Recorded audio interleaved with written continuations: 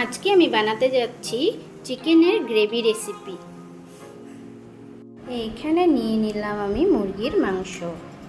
এবার এখানে আমি দিয়ে দিচ্ছি আদা, রসুন আর কাঁচা লঙ্কা পেস্ট।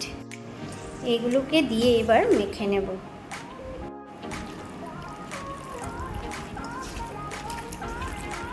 এবার মাংসটা মাখা হয়ে গেছে, দিয়ে দিচ্ছি দই। 2 চামচ দই দিলাম। দইটা দিয়ে ভালোভাবে মেখে নেব। দইটা দিয়ে ভালোভাবে মাখা হয়ে গেছে। এবার দিয়ে দিচ্ছি ধনে গুঁড়া 1 চামচ। তারপর দিয়ে দিচ্ছি জিরে গুঁড়ো 1 চামচ। হলুদ গুঁড়ো দিয়ে দিচ্ছি আধা চামচ। গরম মশলার গুঁড়ো দিয়ে দিচ্ছি 1 চামচ। দিয়ে দিচ্ছি গোলমরিচের গুঁড়ো আধা চামচ। এবার দিয়ে দিচ্ছি 2 চামচের মতন ফ্রেশ ক্রিম। এইবার সব কিছু দিয়ে মেখে নেব মাংসটাকে ভালোভাবে। মাখা হয়ে গেছে। এইবার দিয়ে দিচ্ছি বেরেস্তাটা দেওয়া হয়ে গেছে। এবার দিয়ে দিচ্ছি নুন। 2 চামচ নুন দিয়ে দিচ্ছি। নুনটা দিয়ে ভালোভাবে মেখে নেব।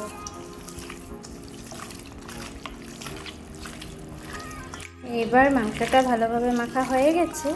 নুন আর ঝালটা আপনাদের টেস্ট মতনই দেবেন। মাংসটা এবার মাখা হয়ে গেছে। 15 মিনিটের জন্য ঢাকা দিয়ে রেখে দেব।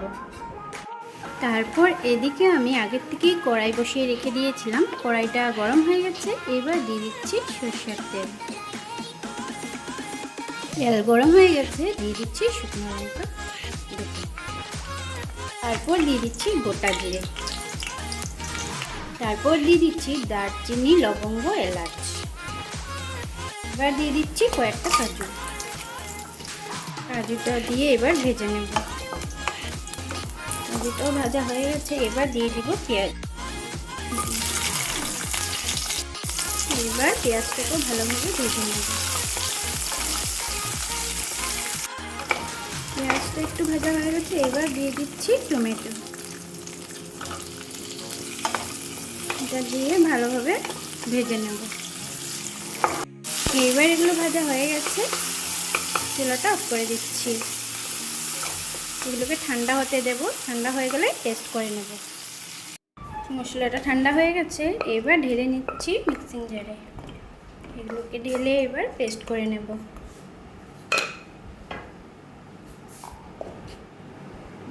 পেস্ট করা হয়ে গেছে।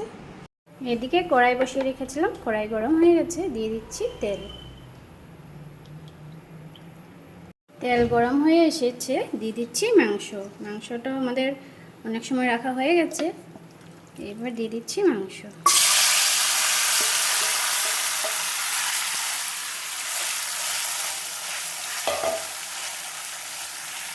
এবার মাংসটাকে ভালোভাবে নাড়িয়ে নিচ্ছি।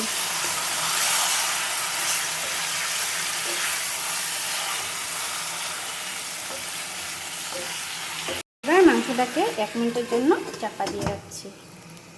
এইবার 1 মিনিট হয়ে গেছে। ঢাকাটা তুলে নিচ্ছি। এবার মাংসটাকে ভালোভাবে নাড়িয়ে নিই। মশলাটা পেস্ট করে রেখেছিলাম, এগুলোকে এবার দিয়ে দিই।